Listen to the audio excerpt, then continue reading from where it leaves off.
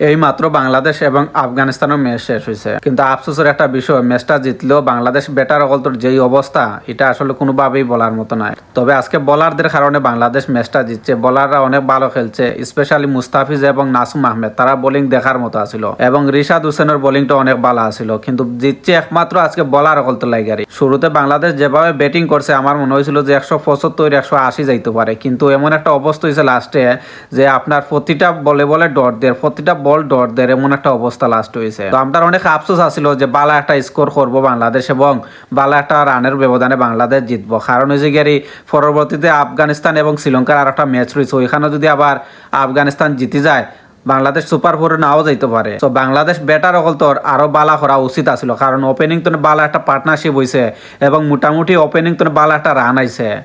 এই হিসাবে লাস্টে ফিনিশিংটা সুন্দর হয়েছে না। তবে এভাবে যদি জিততে থাকে ম্যাচ এবং সুপার ফোরও যদি বাংলাদেশ কোনোভাবে উঠিও থাকে, কিন্তু সুপার ফোরও এভাবে কিন্তু ম্যাচ খেলিয়া কোনো সময় ফাইনালও যাইতে পারতো না। সো উচিত বাংলাদেশের আরো ভালোভাবে ব্যাটিং করা, কারণ ব্যাটিংটা আজকে দেখার মতো আসছিল না।